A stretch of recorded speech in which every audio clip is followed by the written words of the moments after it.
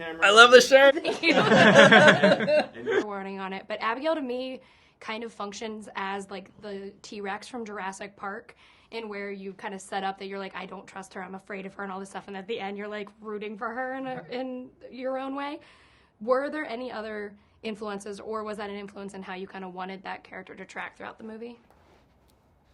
That's a really fun take on that character. I think for us, the thing that we really set out to design is a monster that, yes, sort of superficially is something really terrifying, but that over the course of the movie, like the other characters in the film, you're revealing layers of who she actually is, and that there is there's maybe a humanity that character has lost, that by the end of the film you hope they discover and rediscover in some way. And so it was really about just not just casting that role as one specific thing, but making sure that it felt like it was nuanced, that there was an arc, there was a place for Abigail to go as a character as well. And so I think that's maybe what you're feeling, is that she's not just this sort of cold-blooded killer. There's more happening under the surface than just that. Yeah, and you cast 2 musical theater people in your leads.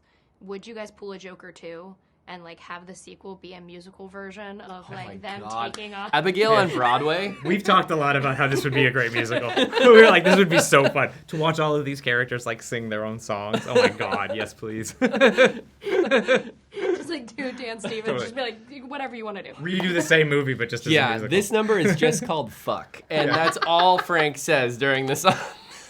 I mean, fuck, I would be there Instantly. day one. With the jump scares in this movie, it's people just like in darkness, and me as an audience member was like, put a flashlight on. Why are you standing in this dark hallway?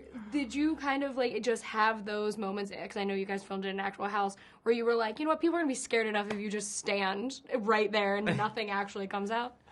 Yeah, we played with the jump scares in this a lot. We actually had a few more that we ended up pulling out because it started to feel a little bit overkill. So it was really calibrating that throughout.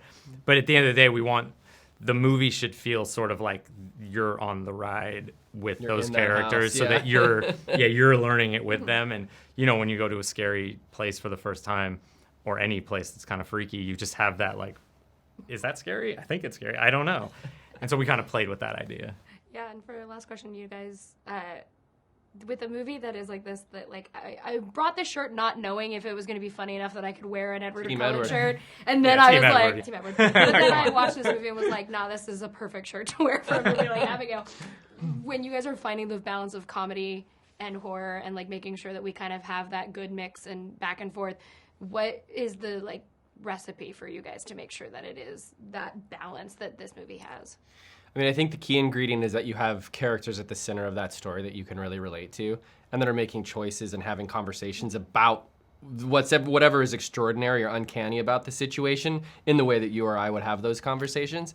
And then I think that, we steer hard into both directions. Like, we shoot a lot of really funny stuff and we shoot a lot of really scary stuff. Mm-hmm. And then we sort of, like Matt was saying, we kind of balance it in post. We leave this stuff, the big jokes behind because they make the movie feel too silly, and we cut maybe some of that more hardcore stuff because it makes the movie feel cruel. And hopefully what you end up with is an experience that does feel really balanced and really controlled in how it plays all of those. And also surprising. Notes. You kind of don't know where it's going sometimes.